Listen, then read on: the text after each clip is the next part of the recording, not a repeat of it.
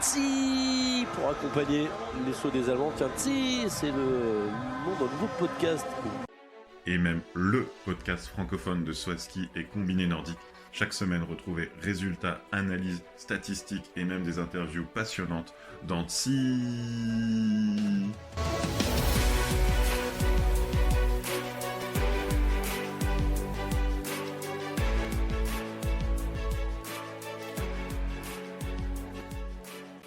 Bonjour et bienvenue, c'est l'épisode de mi-tournée avec Romain. Bonne année Romain et bienvenue pour cet épisode. Bonne année Will, et effectivement, on commence bien l'année avec cette demi-tournée des 4 tremplins, la partie allemande, et puis dans un deuxième temps, on débriefera aussi le Two Nights Tour, les mêmes tremplins que la tournée masculine chez les femmes, hein, donc un très beau programme pour ce premier épisode de 2024. Exactement et magnifique tournée en tout cas avec les deux premières levées où on a deux hommes qui se battent avec un écart qui est le plus petit écart depuis, je sais plus, je l'ai tweeté ce matin, mais ça fait je crois 2016. 16 ans, voilà, depuis 16 ans. Et donc Andy Wellinger et Ryoyu Kobayashi qui sont quasiment à égalité avant les étapes autrichiennes. Oui, c'est clair, ça a commencé fort, et puis déjà, ça a commencé magnifiquement fort à Oberstdorf avec une ambiance d'Oberstdorf, mais un très bon Oberstdorf, là, comme les Allemands sont bons depuis le début de saison. C'était sold out, 16 000 personnes pour voir 58 sauteurs à la qualification, c'est irréel quasiment. Et puis l'ambiance le jour de l'épreuve, enfin voilà, Oberstdorf, c'est incroyable, et ils n'ont pas été déçus parce qu'ils ont vu une victoire allemande. Faut pas se cacher, la grande majorité des gens qui étaient là pour ça. Et notre Wellinger, on a eu un petit débat avant fin de saison. Tu le sentais bien, je le sentais moins bien. Bon, bah écoute, ça a tourné de ton côté. Ouais, Andy Wellinger qui était quand même l'homme en forme de la Mannschaft, en tout cas de mon point de vue, mais on avait trois Allemands hein, qui étaient dans le paquet pour pouvoir gagner la tournée avant le début d'Oberstdorf. C'était Wellinger, Geiger et Pius Paschke, et c'est Wellinger qui sort du lot, notamment bah, grâce à cette victoire chez lui à Oberstdorf. Et on le sait pour les Allemands, et c'est la première question que je voulais te poser, c'est est-ce que pour toi c'est plutôt de la pression de commencer en Allemagne ou est-ce que le public pousse les Allemands et du coup c'est un avantage? Je pense, si on regarde les dernières années, Oberstdorf, c'est pas le problème pour eux. Il y a Geiger qui a gagné il y a quelques années. Je crois qu'il y avait Severin Freund. Je pense que ça les pousse à Oberstdorf. Garmisch, ça va encore, mais ils ont une expression en allemand, le Schicksalschanze, le tremplin du destin, c'est Innsbruck. C'est plutôt dès qu'ils passent côté autrichien, ils ont réussi 2 bonnes épreuves en Allemagne, ils sont en forme. Là, tout le monde s'enflamme en Allemagne, et la pression, elle arrive plutôt à Innsbruck. Donc pour le début de tournée, je dirais Wellinger, il est finalement ce qu'on voit avec Wellinger. J'ai l'impression qu'on l'a déjà vu les années précédentes. Geiger est déjà arrivé à la bataille, d'autres comme Freund sont déjà arrivés à la bataille. Maintenant, le plus dur commence pour lui.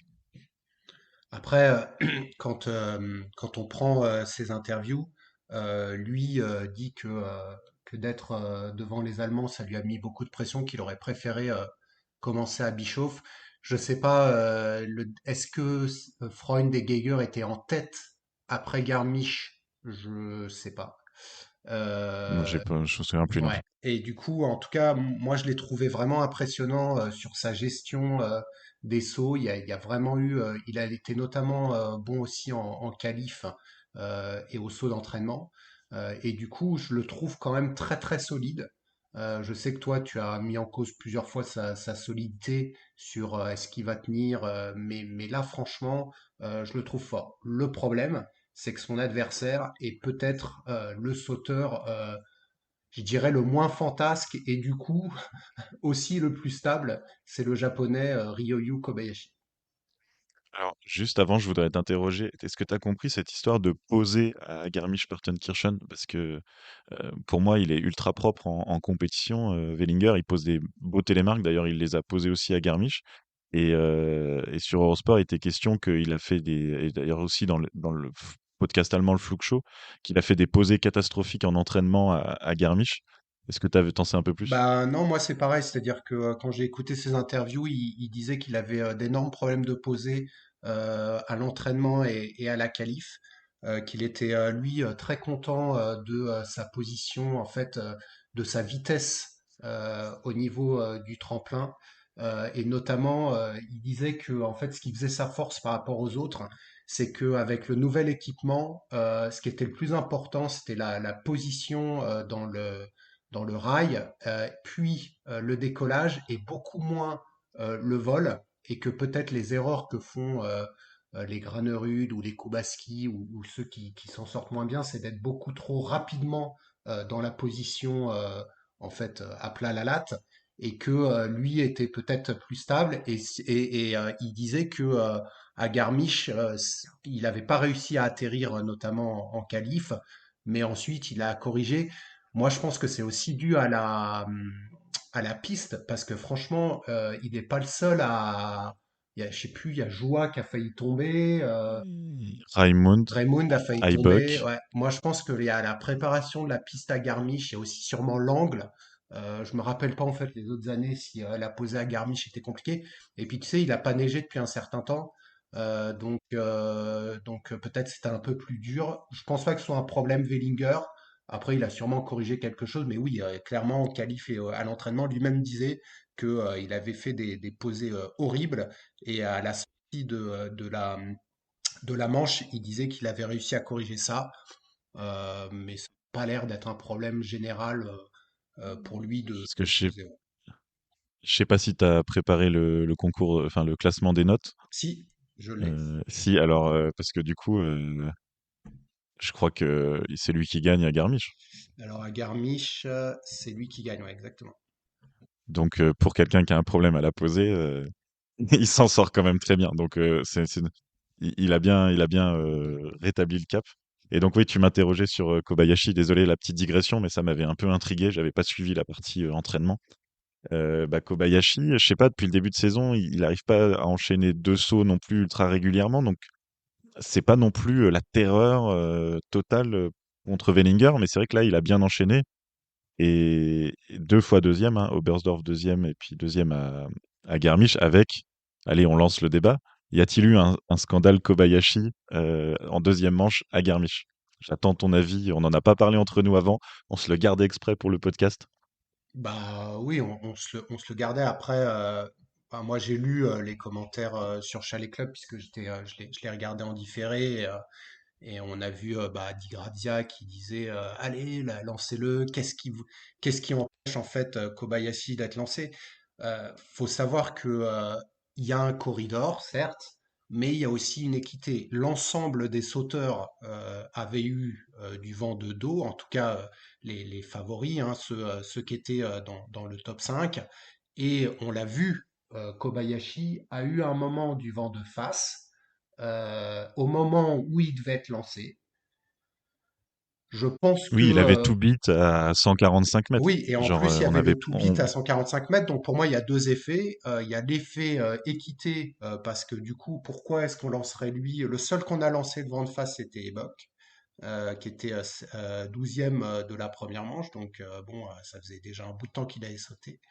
Euh, Après, tu vois, Wellinger, il a eu du vent de face à la première manche. Je sais pas, moi je l'aurais pas lancé avec un 2-bit à 145. Le record à Garmisch, il est à combien? 140? 144. Même pas. 144, Ouais, ouais. 144. Non, mais Bah, je suis d'accord. franchement, Alors, tu lances pas zut. un mec, 2-bit the record, tourner, s'il se fait mal, tu fous la tournée en l'air. Moi j'aurais attendu aussi. En fait, je pense même le two bit, c'est surtout, bah, alors j'ai plus exactement les valeurs, mais c'était vraiment le premier qui avait un two bit au-dessus de 140 mètres. Donc ça voulait vraiment dire que le vent avait tourné. Donc ne pas le lancer à ce moment-là, moi je trouve aussi que c'est normal. Après, ce qu'on n'a pas vu à l'écran, c'est combien de temps ils ont attendu. Ça c'est clair. Si les Japonais et les supporters japonais, ils en ont un peu parlé, c'est plutôt sur cette attente-là. Finalement, le ne pas lancer au moment où il avait le vent de face, bah, c'est l'équité, comme tu dis, on joue la tournée. Il y a je pense que ça aurait été une épreuve Klingenthal, il l'envoyait, il gagnait avec 15 points d'avance, et puis on s'en fichait, tu vois. Limite, on n'en parlait pas. Là, c'est les tournées des quatre tremplins. Ce saut-là, il pouvait finir la tournée, quoi. Il aurait pris une grosse avance. Donc là, à ce moment-là, moi, je trouve ça normal de ne pas l'avoir envoyé. Après, on n'a pas vu toute l'attente. Et si on veut avoir l'esprit un peu chafouin, on se dit à quel moment le vent a tourné de dos, à quel moment c'était plutôt 3 points de compensation. Là, il est parti avec 7 points et quelques de compensation. Ouais, On saura jamais. Allez, moi, je penche sur le côté pas scandale, même si je comprends que les Japonais soient mécontents. ouais, il est parti avec 7 points. Wellinger est parti avec 3 points. Wellinger est beaucoup plus propre. Il fait 58 avec des 19 et demi. Kobayashi fait 56 avec une distance moins grande. Ok, tu lui rajoutes peut-être 2 mètres. Il aurait fait 137 et demi, mais du coup, il aurait eu 54. Enfin, tu vois, non, là-dessus, je trouve que c'est un débat qui est stérile. Aujourd'hui, les deux sauteurs sont à égalité. Et ça représente globalement, pour moi, le feeling, en tout cas, que j'ai de leur performance sur les deux épreuves. Donc, on repart à zéro, on part en Autriche, il n'y a plus d'histoire d'avantage ou d'inconvénient d'être devant son public. Moi, Kobayashi, j'ai énormément de mal à le lire parce que malheureusement, il parle très mal anglais. Et du coup, franchement, Ok, là, ces alors, interviews, mais il n'y a rien, il y bon, a rien à tirer. c'est c'est incroyable. Incroyable. J'ai lu, c'est une anecdote. Il y a un journaliste polonais qui lui a demandé s'il connaissait bien Wellinger, si ils iraient boire un café ensemble, tu vois, un peu Mm. pour demander si ils s'apprécient. Et Kobayashi, il a répondu, je ne bois pas de café. Non, mais c'est même, tu sais, ils font le truc où ils ont repris là, les différents sauteurs pendant la présentation en leur demandant comment c'est, dernier saut à Bischoff parce qu'il a gagné la tournée. Le mec dit, je me souviens plus de mes sauts. Enfin, Ouais, c'est pas un bon c'est pas un bon, comment dire, c'est pas un bon client. non, mais voilà, lui après, Euh, il dit tout le temps, voilà, je vis pas dans le passé, je sais que j'ai fait beaucoup de travail et il y a c'est aussi, tu sais, au Japon, on est comme ça, quoi. C'est du travail. Il n'y a pas de, il y a pas de fantasque. Je dirais le plus fantasque des Japonais, c'était peut-être Kasai. Et du coup, il est comme ça. Mais ce qui fait qu'on a énormément de mal à le lire, alors que des gars comme Wellinger, moi j'adore Stefan Kraft, à chaque fois il est ultra technique. Granerud, c'est toujours très philosophique, mais au moins Kraft, il passe à l'interview, il te dit où est-ce qu'il a fait des erreurs, il te dit ce qu'il aime bien et tout. Et en plus, là, les interviews de Kraft, c'était horrible. À chaque fois, il lui disait, alors Garmisch, c'est pas ton tremplin. Mec, il est là, mais laissez-moi tranquille, quoi. C'est bon, quoi. C'est ah, pas mon tremplin, et eh laissez-moi, quoi. ben, Et à chaque fois, il tu lui nous relance offres, la question. tu nous offres une magnifique transition parce que c'était quand même lui qui est arrivé avec la pancarte à la tournée. Et finalement, après 2 épreuves, il est troisième, mais à 25 points de la victoire. Donc il fait quand même podium à Oberstdorf, hein, faut pas minimiser. Et il fait sixième à Garmisch. Et même si c'était relou en interview, c'est vraiment son tournoi, son tremplin du destin, justement, pour lui, c'est Garmisch.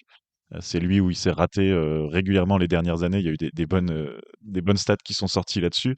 Donc finalement, est-ce que cette sixième place, c'est un bon résultat parce que finalement, il y a des fois même il n'a pas passé la qualif? Ou est-ce que cette sixième place, c'est quand même pénalisant parce que maintenant il se retrouve à 25 points du duo de tête? Qu'est-ce que t'en penses? Bah, ce que je pense, c'est que les autres années, enfin, je vais pas faire une généralité sur la tournée, mais il y a eu beaucoup quand même euh, même après Garmisch, de mecs qui faisaient des gros trous, quoi. Là, on a Wellinger et Kobayashi qui, à chaque saut, franchement, il y a très très peu à jeter, il y a toujours un peu de chance hein, sur les conditions. Bon, on va dire que Kobayashi a été un peu désavantagé lors de la deuxième manche à Garmisch, Wellinger sera une autre fois. Kraft, en fait, à Garmisch, tu peux franchement prendre ton tarif. Hein. Tes 20 points, c'est pas. D'ailleurs, Wellinger, il disait à Garmisch, poser à 133, facile, mais alors aller à 140, c'est ultra compliqué. Et du coup, bah, c'est 7 mètres, c'est 15 points. Donc, je dirais que 20, pour moi, là, il a perdu la tournée. Mais voilà, c'est normal qu'il ait pris le tarif de 25 points face à ces mecs-là. Enfin, en fait, je vois pas trop ce qu'il aurait fait de mieux, en fait. Tu vois, il est Mm. là où il est. Et tant que l'un des deux fait pas un trou, bah, il pourra pas les passer. Mais ouais, je veux dire, en fait, je suis pas surpris. Mais d'un autre côté, je suis comme toi, je le mettais favori avant la tournée. Donc, je suis un peu en Bah, il est contradiction avec maillot moi-même, jaune, quoi. il a gagné 5 épreuves sur 8, il a fait 7 podiums sur 8 avant d'arriver. Il est même troisième, il prend 10 points à Oberstdorf et 15 points à Garmisch. Donc c'est pas genre une épreuve, un coup de vent de malchance. Il a été en retrait par rapport au duo, les 2 épreuves. 25 points, je sais pas. Parce que, bon, moi, là, au moment où on enregistre, j'ai vu le résultat du premier entraînement Ouais, moi d'Innsbruck, aussi. où il a mis 6 mètres à tout le monde. Bon, Wellinger a pas sauté, mais 25 points, En fait, c'est quoi? C'est une douzaine de mètres. Il peut en rattraper la je me moitié. permets de te couper. En fait, quand tu prends ses interviews, il le dit, à la tournée, il se met une pression énorme. C'est-à-dire que à la Coupe du Monde, et notamment, bah, on le voit sur les deuxièmes parties de Coupe du Monde, quand il sait à peu près où est-ce qu'il va terminer, il est beaucoup plus détendu et il saute très bien. Là, en début d'année, il était détendu et il sautait très bien. Quand il arrive à la tournée, il se met une pression et lui, ses problèmes à Garmisch, il dit pas c'est le tremplin, hein. Il dit c'est parce que je me mets toujours une pression de malade. Et en fait, je pense que là, Kraft, en effet, on a vu son entraînement à Innsbruck et il y aura la qualif plus tard aujourd'hui. Il est, je pense là maintenant, relaxé parce qu'il se dit bah c'est bon, 25 points, de toute façon, bah tu vois, c'est pas juste en sautant normalement que j'arriverai à les battre. Et là, tu retrouves un Kraft détendu et donc un gars, et d'ailleurs il l'a dit, je crois, je sais plus quel saut il a raté, où il disait en fait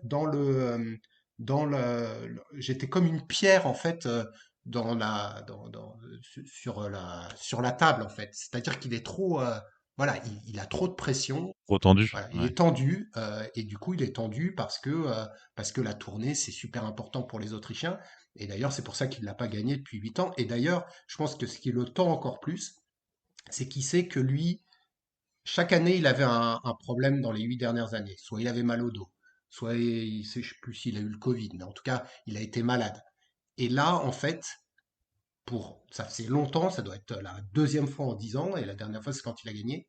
Il se sent bien dans son corps, il n'a pas ces problèmes-là, et du coup, tu vois, ça le tend encore plus, parce que du coup, puisqu'il n'y a rien qui peut l'empêcher de gagner, eh ben, il doit se mettre une pression. Et je pense que moi, c'est un peu ce personnage-là que j'ai découvert de Kraft, c'est-à-dire que tu as le grano philosophe, mais je pense que Kraft, il est un peu comme une horloge suisse, c'est-à-dire il est très précis, et du coup, il a ce côté-là un peu mathématicien, tu vois. Je ne sais pas comment le décrire, ça fait un peu un sort de Harry Potter. Tu sens qu'il se met cette pression et clairement, bah moi, ils sont là les 25 points. Il est beaucoup moins détendu Donc, que Kobayashi ou même Wellinger. Wellinger, il s'attendait donc pas là, à rien, quoi. si on résume, Wellinger, la pression de 22 ans de disette allemande, Kraft, l'autopression, plus le début de pression autrichienne, parce que ça fait 8 ans, c'est long pour eux. Mm. Donc c'est Kobayashi qui gagne dans 4 jours à Bah Bischoff. ouais, sauf que moi, Wellinger, je pense que la pression, là, il l'a plus. Et du coup, aller en Autriche, en fait, lui, il a passé le cap. Et c'est pour ça que pour moi, il reste clairement un favori.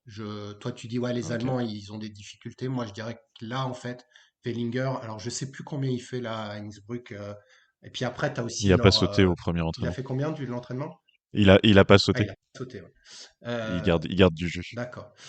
Et du coup, je laisse encore Wellinger dedans. Et après, le truc, c'est que Kobayashi, il a déjà vécu ça. Et c'est sûr que si à Bischoff, ils sont à égalité, il y a quand même un avantage pour moi pour Et Kobayashi, Kobayashi, ouais. il a un grand chelem hein, dans la besace, c'est-à-dire que le gars, il a été capable de gagner les 4 épreuves en termes de zénitude là dans le podcast allemand le Flug Show, il parlait de moine zen. Mhm. Alors c'est un peu cliché, mais mais c'est vrai qu'il a une stabilité. Si on enchaîne sur le reste, parce que là on avait ce gros 3 parce que mine de rien, à Garmisch, c'est ni Wellinger, ni Kobayashi, ni Kraft qui a gagné.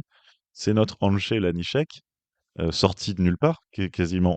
Moi, je le voyais gros comme une maison à Engelberg. Bon, bah, il fait pas de podium. Il fait 18e à Oberstdorf. Et puis, bah, voilà, qui gagne à Garmisch. Puis alors, il gagne la qualif. Je me dis, bah, il a gagné les deux qualifs à Engelberg. C'est bon, on le connaît, le coco. Je le mets pas dans mon jeu de pronostic, moi, c'est bon.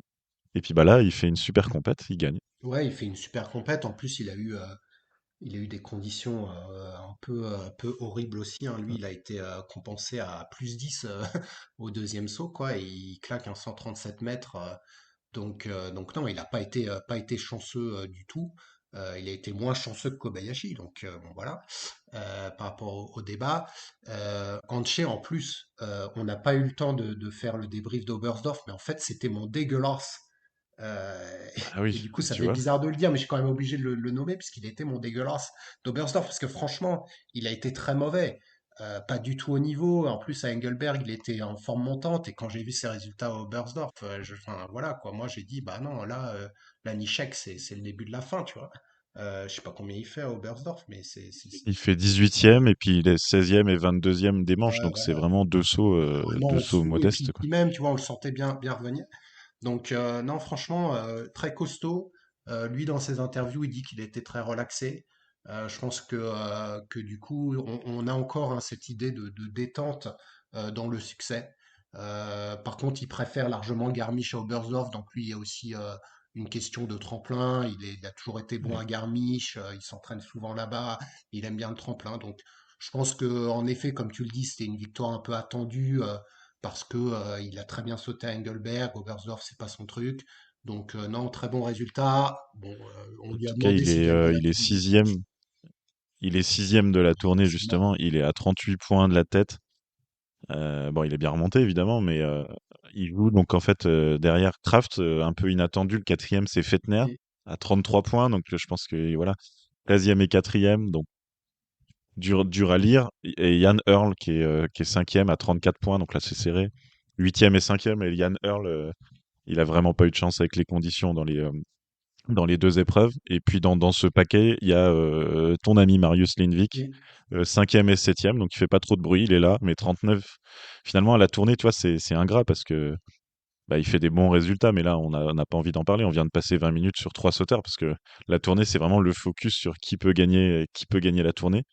Et si on regarde le classement actuel, ceux qui sont un peu décevants par rapport à ce qu'on disait en preview, enfin, après Engelberg, c'est mon ami cette fois-ci, c'est mon ami Ouais. Pius, 11e et 10e. Alors voilà, c'est solide, hein. Ah non. En début de saison, si on avait dit Pius, il est 10e de la tournée, on fait bah cool.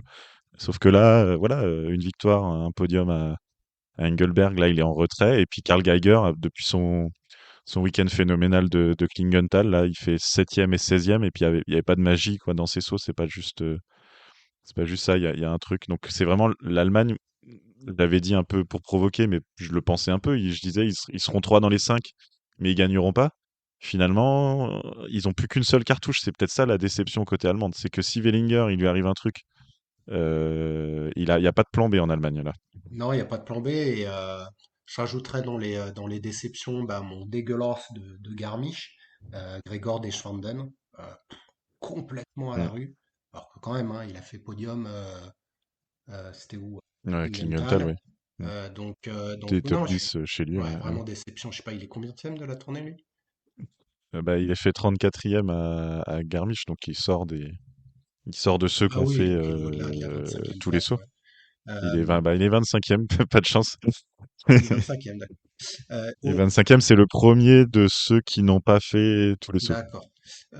En fait, moi j'ai mis bout à bout là tous les sauts, donc aussi bien entraînement, qualif, tu sais, je fais toujours ça. Là, donc on a eu 12 Mm. sauts à la tournée et sur une moyenne lycée, on a Wellinger avec 135, deuxième Kobayashi 134,7. Donc en fait, on a pour l'instant 30 cm d'écart entre les deux.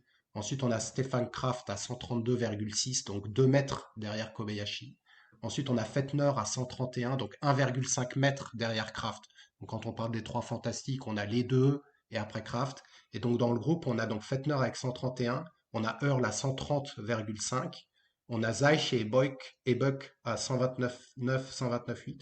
Et il y a quelqu'un qu'on n'a pas cité qui est au même niveau que Earl, mais qui malheureusement n'a pas en compétition délivré au niveau. Eh ben, c'est Peter Preutz. Lovrokos. Non, Ah, Peter Peter, ah Preutz. oui, oui. Ah oui, super qualif. Ouais, c'est super Su- entraînements, super qualif. Moi, je l'attendais. Il n'a pas fait un bon saut lors de la première manche à Garmisch et du coup, bah, il y a la possibilité peut-être de voir Peter Preutz faire un éclat à Innsbruck ou à Bischoff. En tout cas, il a le niveau actuellement de Fettner et de Earl. Mais en effet, moi en tout cas, je vois un Autrichien troisième. Je savais. En tout cas, tes stats, elles sont géniales parce que ton top 5 sur 12 sauts, c'est dans l'ordre et avec des écarts réalistes, on va dire, le classement actuel, où on voit Wellinger, Kobayashi très proche comme au classement actuel, Kraft troisième mais derrière, et puis Fettner, Earl. Donc en fait, finalement, on a un classement actuel qui reflète vraiment le niveau. y compris entraînement et qualif. Il y a pas juste, en gros, il n'y a pas eu de, il y a pas eu de malaise en épreuve, quoi. Non, Finalement, les épreuves, ça représente qu'un tiers des sauts totaux et, euh, et ça représente leur niveau, donc c'est pas mal. bah, on a Merci, Prevetch merci pour la qui est stat. du coup sixième, mais qui est pas sixième à la tournée. Ouais, Septième, voilà, mais le top 5 en tout cas. Ouais. ouais, septième Tim Isaich, huitième Ebuck, neuvième Kos, dixième Raymond, onzième Lindvik, douzième Lanišek, treizième Konstantin Schmidt, qui a super bien sauté à Garmisch, Bah, bah, il n'était pas à qu'a fait que Oberstdorf, Garmisch, hein. malheureusement. Ouais, voilà. Et du Dans les, vas-y, Non, pardon. non, j'allais te demander tes Euh, révélations, du coup, un peu hormis bah, ceux qu'on a cités. Est-ce que soit à Oberstdorf, soit à Garmisch, tu as des sauteurs là qui ont fait du coup compenser les performances de oui, oui, Vache tout à ou... fait. Eh bah, déjà, je voudrais parler des Français, parce que là, on a des Français à Garmisch. Alors, ils étaient pas à Oberstdorf. Ils sont allés, l'équipe de France, donc Valentin Foubert et Jules Chervet, ils étaient à la COC d'Engelberg le 27 et le 28. Valentin Foubert, il fait deux grosses perfs, hein, il fait 16 et 19 et on en parle tous les week-ends. Le niveau de la COC, c'est fort. Et là, en fait, il fait une belle qualif à Garmisch, 27e et 32e de l'épreuve, 31e pardon, même en nombre de points. Et c'est de très loin son meilleur résultat en carrière. Et puis c'est même, ça laisse même un petit regret, hein, parce que il, euh, il est tout près d'être qualifié. Alors il était tombé en KO duel contre Hoffmann, un Allemand du groupe national. Et là, je m'étais amusé à regarder à Engelberg. Hoffmann, il est 6-8e à peu près en COC, donc quand Valentin était 16-19e. Donc finalement, la logique sur le KO duel a été respectée. En tout cas, le niveau est là. Il passe toutes les qualifs depuis le début de saison, donc vivement, ils sont inscrits, hein, les Français à Innsbruck, et donc bah, on peut espérer des points. Et puis il n'était pas tout seul, Valentin, parce qu'il y a Jules Chervet qui était gagné sa place en Coupe du Monde en prenant des points à Engelberg, donc fallait le faire. Et il se qualifie pas, mais il fait 52e, donc il est aux portes de la qualif. Pareil, hein, on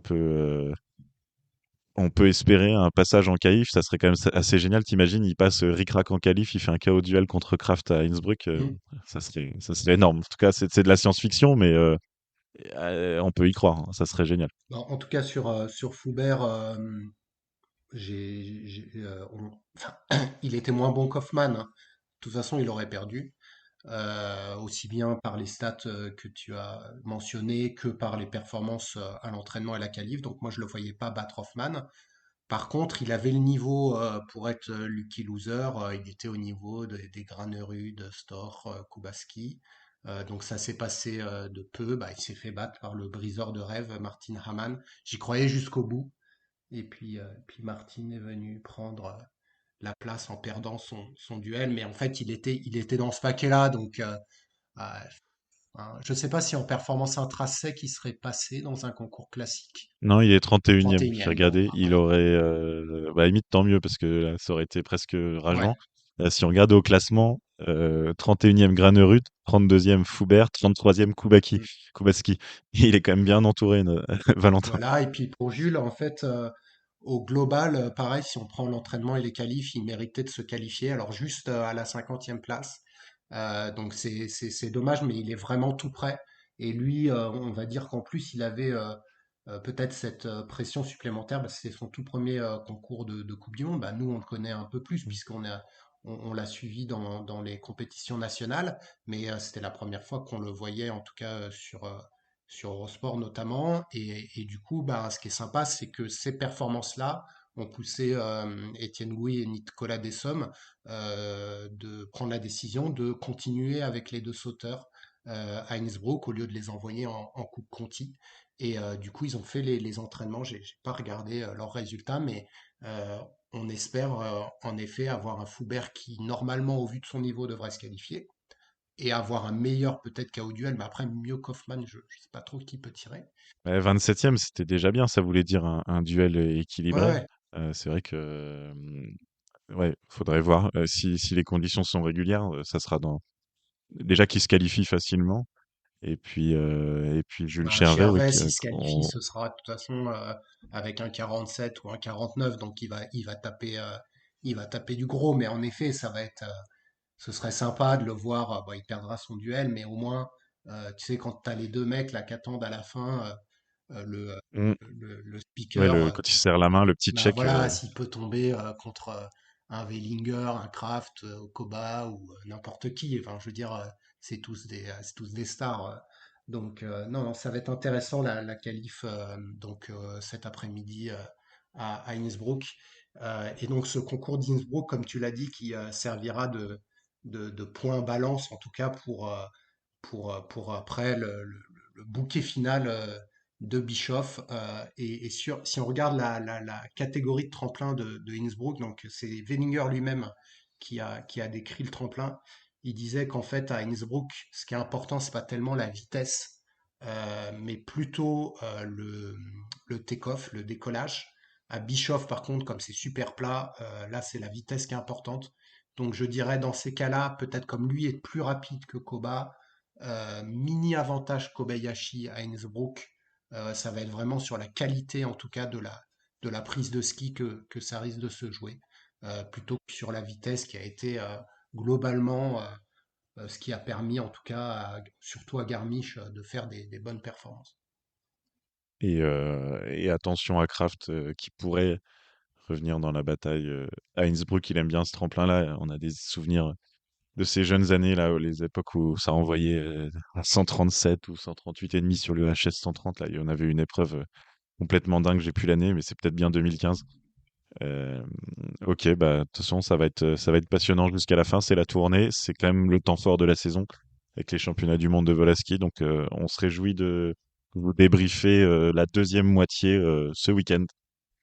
Tu voulais rajouter quelque chose, Non, Will? exactement, hein. Je pense qu'il faudra suivre Stefan Kraft, faudra suivre Marius Lindvik, faudra suivre peut-être le retour un peu de Granerud. À Bischoff, clairement, Granerud adore ce tremplin. Faudra voir ce qu'il peut faire. Kobayashi aime bien Bischoff, Kraft sans plus. Voilà, à voir en tout cas, et ça va être super intéressant.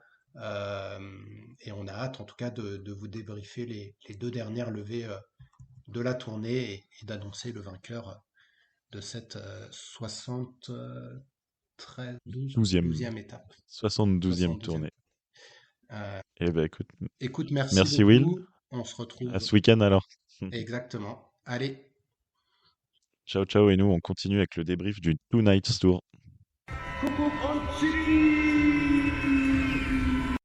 Two Nights Tour féminin était en Allemagne également pour sa première édition sur les tremplins mythiques de Garmisch-Partenkirchen et Oberstdorf.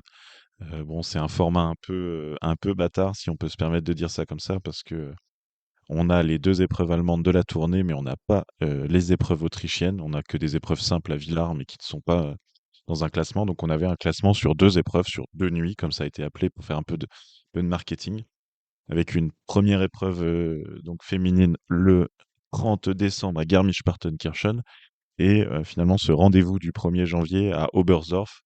Alors l'année dernière, c'était à Lubno pour le Sylvester Tour avec des KO duels. Donc le tremplin était tout petit, un peu pourri, mais il y avait des KO duels. Cette année, on avait un tremplin mythique, mais on n'avait pas de KO duel. Donc là, franchement, la FIS, pour l'instant, elle cherche la bonne configuration. On espère qu'ils vont la trouver parce que le saut féminin mérite une meilleure exposition. Là, ce Twin Ice Tour, on va appeler ça un premier pas si on veut voir le verre à moitié plein.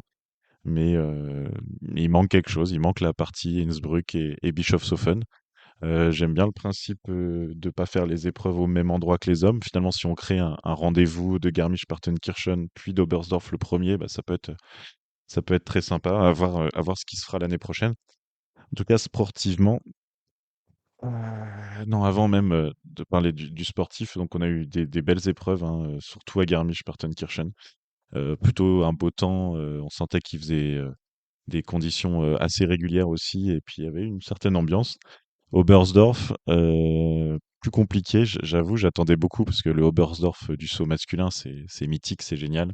Il y a une ambiance de folie. Là, ça sonnait un peu creux. Là, ça fait un peu mal au cœur, hein. 2 jours après les hommes et les 26 000 personnes, là, il y avait du monde, hein. Il y avait peut-être quelques milliers de personnes, ce qui, en termes d'assistance pour des épreuves féminines, c'est bien. Mais c'est vrai que du coup, la grande tribune vide après 2 jours de folie, à Oberstdorf, ça fait un peu mal. On espère aussi pour les saisons prochaines, il y aura plus d'ambiance. Peut-être que les performances des sauteuses allemandes ne sont pas étrangères aussi à comment dire, un public moins nombreux. Donc on verra la suite.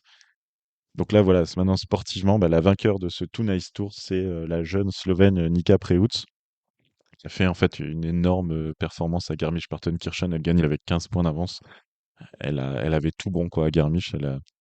Elle sautait proprement à la table et puis en vol, elle est capable de basculer. Donc, si vous vous souvenez des épisodes l'année dernière, on avait fait pas mal de stats et on avait vu que Nika Preutz, c'était plutôt une sauteuse de petit tremplin. Et oui, oui. Et que c'était plutôt une sauteuse de vent d'eau, qu'elle n'avait pas vraiment cette capacité de vol et qu'on trouvait ça étonnant hein, pour la famille quand on connaît ses frères. Et là, en fait, elle aurait résolu ça, hein. Elle a réussi à s'incliner un peu plus de quelques degrés dans la pente. À un moment, elle bascule, elle prend de la vitesse. Alors, elle travaille avec Klinetz, elle travaille avec Krishnar, ça doit payer. Et donc, bah, maintenant, on a une super sauteuse complète capable d'aller loin sur les grands tremplins. Et puis, bah, elle connaît sa deuxième victoire après Engelberg et elle gagne un premier classement général une épreuve symbolique. Elle fait cinquième à Oberstdorf, hein, mais c'est un peu dur, un peu plus dur de lire les résultats d'Oberstdorf. Il y a eu pas mal de vent. Et la deuxième de ce Two Nice Tour, c'est une revenante, c'est Eva Pikelnig. Alors, vainqueur du globe en titre, mais absente des 2 premiers week-ends de compétition. Et là, elle arrive à Garmisch sur la pointe des pieds. Non, non, c'est pas le genre. Directement en quatrième. Et elle gagne à Oberstdorf. Voilà, des sauts propres. Alors, je sais pas comment dire. Je ne sais pas lire les sauts de Eva Pikelnig. Voilà, je saurais pas dire comment elle fait pour aller aussi loin. Elle est légère, hein, elle a les skis bien à plat, mais sa position en l'air, cet angle d'ouverture, c'est la seule à sauter comme ça.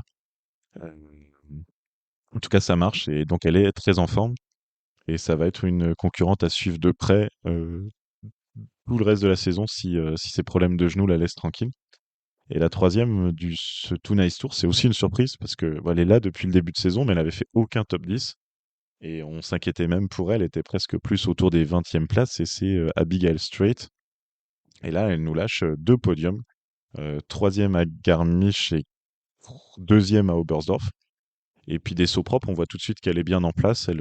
Voilà, elle tire bien droit en l'air et bah c'est beau hein, parce que c'est une sauteuse qui est sympa, hein. Bon, si vous voyez les épreuves, sa petite présentation, elle est toujours un peu amusante et c'est beau de la revoir sourire après ce début de saison difficile. Je crois que c'est quand même, enfin là, personne pouvait le voir venir après Engelberg.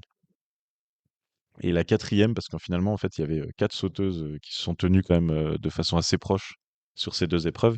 C'est Erin Maria Kwandal. Et là, bon, enfin voilà, Kwandal, hein, je fais quoi? Je fais un copier-coller de ce qu'on disait le week-end précédent ou on en reparle? Voilà, c'est un peu étonnant. Elle demande ses coach requests de folie. Alors, le jury baisse avant elle maintenant. Donc, en fait, ils lui font un cadeau. Parce qu'en baissant devant elle, alors qu'ils sont loin du HS, ils lui offrent les points des compensations.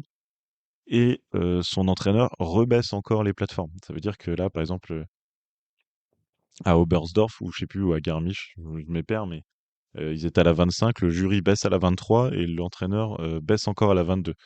Donc avec tout ça, elle a du mal à atteindre le 95 du HS, mais donc elle n'a pas les points de la coach request, mais elle a quand même les points des 2 baisses de plateforme du jury, parce que là, c'était une décision qui s'applique à toutes.